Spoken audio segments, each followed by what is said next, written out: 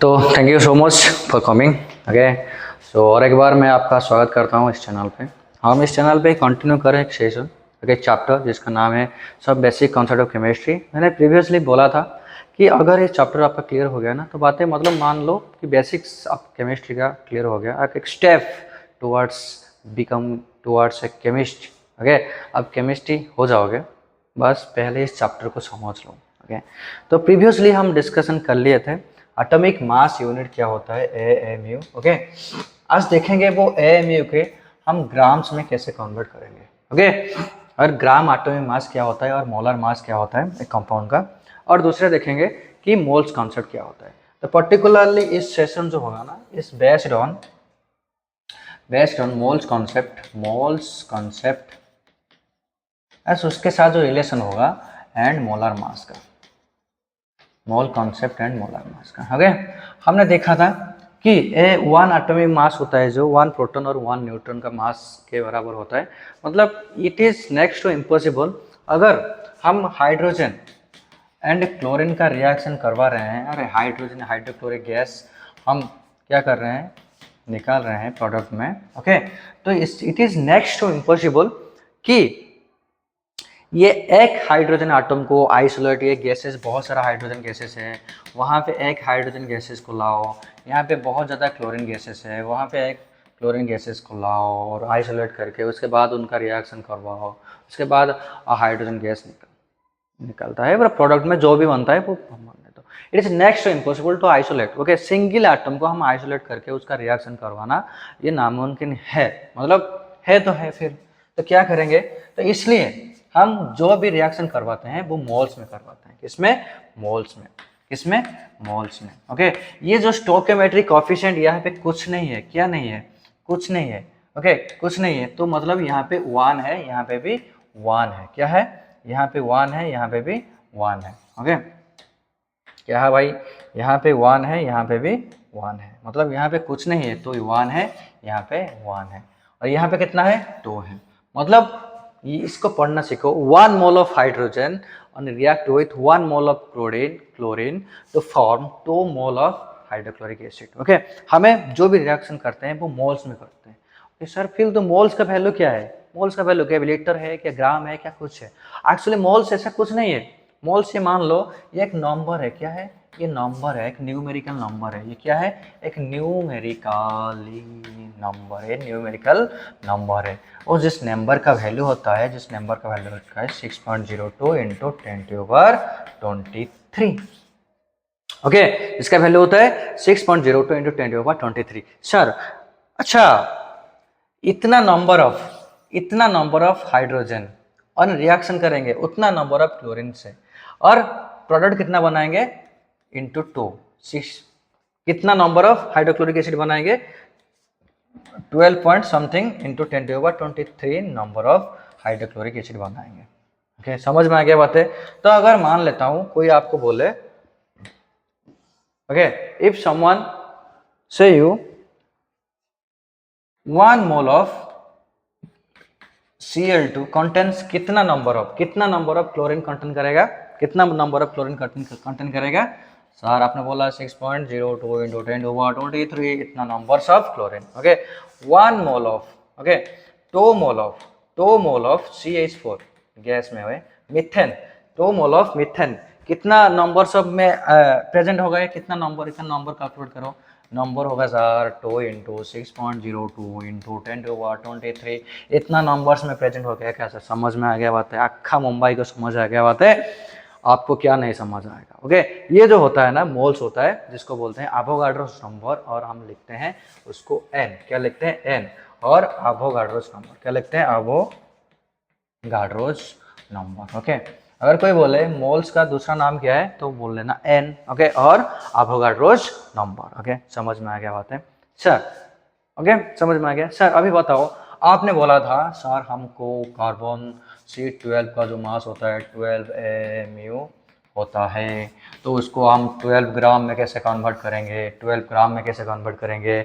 यहाँ पे भाई मान लो ये होता है उसका मोलर मास, ये क्या होता है, मोलर मास वो कार्बन का। ये क्या होता है, एटॉमिक मास होता है, एटॉमिक मास होता है। ओके। और यूनिफाइड मास होता है कुछ भी मान लो, और मॉलिक्यूलर मास होता है। ओके, तो देखो एक कार्बन का वैल्यू 12 AMU है, बट 1 मोल ऑफ कार्बन का वैल्यू कितना है? 12 ग्राम। ओके, अगर कोई तुम्हें ग्राम्स में, अगर कोई तुम्हें कहाँ पे भी तुम्हें दिखे कि एक एलिमेंट्स का जो मास है ग्राम्स में प्रेजेंट है, तो मान ले वो भाई उसका मोल्स के बारे में वो बता रहा है। ओके, किसके बारे में? मोल्स के बारे में। Okay, okay, atomic mass unit in terms of gram, atomic mass unit in terms of gram। Molar mass क्या है भाई? ये मोलर मास का क्वेश्चन क्या है भाई? मोलर मास का कॉन्सेप्ट क्या है? मोलर मास है। What is molar mass? ये मोलर मास क्या है? atomic mass unit, okay, atomic mass unit atomic mass unit in terms of grams is molar mass। Okay, ये हो सकता है मॉलिक्यूलर मास का बराबर हो सकता है। मान लो CH4 का हमने निकाला था सर 12 AMU, अगर हम उसका एटॉमिक मास, इसको हम ये हो गया उसका मॉलिक्यूलर मास, क्या हो गया? मॉलिक्यूलर मास, उसको हम ग्राम्स में कन्वर्ट करेंगे, 16 होता है ना भाई, ये 12 नहीं होता है, 16 होता है, 16 AMU, तो 16 ग्राम हो जाएगा। क्या हो जाएगा? 16 ग्राम। तो मान लो यहाँ पे एक कंसेप्ट आता है जो न्यूमेरिकली इक्वल होता है। न्यूमेरिकल वैल्यू क्या है? 16। ओके, मोलर मास और एटॉमिक मास जो होता है, ओके, मोलर मास और एटॉमिक मास और मॉलिक्यूलर मास, ये सारे के सारे न्यूमेरिकली, इसका वैल्यू जो numerical value, numeral value equal होता है, और बस उसका जो यूनिट चेंज हो जाता है, यहाँ पे एटॉमिक मास होता है, वहाँ पे ग्राम होता है। ओके, अगर मैं मानना था 35.5, ओके, इसका क्या है? AMU है। ओके, इसको ग्राम्स में कन्वर्ट करोगे, मोलर मास इसका कितना हो जाएगा? 30। इसका एटॉमिक मास यूनिट, इसका मोलर मास कितना हो जाएगा? 30.5 ग्राम। मतलब ये 6.02 into 10⁻23 number of chlorine atom का मास है ये। ओके, समझ में आ गया? तो 6.02 into 10⁻23 number of chlorine atom का मास हो गया ये। ओके, मास हो गया ये। ओके, उसके बाद मास परसेंटेज क्या है? उसके बाद मास परसेंटेज क्या है? परसेंटेज। उसके बाद हो गया आपका मास परसेंटेज। ओके, एक मॉलिक्यूल है भाई, ये तो बहुत आसान है। एक मान लेता हूँ वो कार्बन, वही मीथेन, उसका मास होता है 16 ग्राम। ओके, क्या है? 16 ग्राम। 16 ग्राम मतलब उसका मोलर मास हो गया 16 ग्राम। ओके, 16 ग्राम। अभी हम AMU नहीं लिखेंगे, एक एटम को नहीं लेके हम कभी भी रिएक्शन नहीं करते, इसे हम 1 मोल ऑफ एटम को लेकर करते हैं। ओके, समझ में आ गया? तो यहाँ पे आ गया 16 ग्राम। ओके, अभी बताओ मुझे कार्बन का परसेंटेज कितना है? कार्बन का परसेंटेज कितना है? अगर जिस एलिमेंट का परसेंटेज निकालना है, उस एलिमेंट का मास, ओके, उस एलिमेंट का मास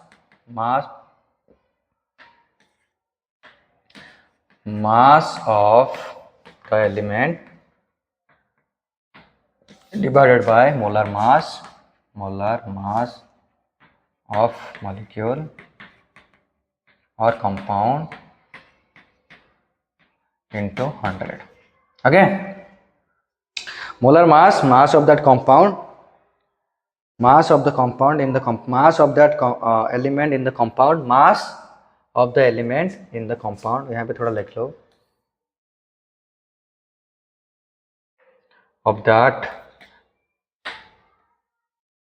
mass of that element in the compound, वो कंपाउंड में वो एलिमेंट का मास क्या है?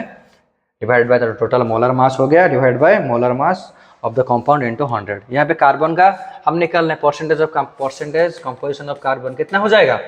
कार्बन का 12, टोटल हो गया 16 इंटू 100, ये हो जाएगा अपना परसेंटेज में आ जाएगा। ओके, और परसेंटेज ऑफ हाइड्रोजन कितना आ जाएगा? ये हो गया 4 डिवाइडेड बाय 16 इंटू 100, ये आ जाएगा अपना परसेंटेज। ये हो गया आपका percentage. Okay, percentage composition. Question, ammonia का निकालना है तो मास परसेंटेज, नाइट्रोजन का, कार्बन डाइऑक्साइड में निकालना है डैश परसेंटेज, और किसका निकालना है तुम्हें? सल्फ्यूरिक एसिड का H2SO4 का निकालना है मास परसेंटेज कंपोजिशन, और नाइट्रिक एसिड का निकालना है NO3। इस सारे के एलिमेंट्स का तुम्हें मास परसेंटेज निकालना है। ओके, आई होप अब तक तुम्हें बातें क्लियर हो गया होगा। ओके, हमने देखा क्या देखा भाई? मोल्स कॉन्सेप्ट देखा, मोल कॉन्सेप्ट कुछ नहीं होता है, वैसे एलिमेंट्री एंटिटीज होता है। ओके, जो छोटे छोटे नंबर्स होते हैं 6.023 इंटू 10⁻23 होता है। Electron proton neutron normally exist नहीं करते हैं, हम आइसोलेट नहीं कर सकते उसको, इसलिए हम एक एलिमेंट्री एंटिटीज नहीं गए। उसका वैल्यू है 6.02 इंटू 10⁻23। ओके, उसके बाद हो गया आपका मोलर मास क्या होता है।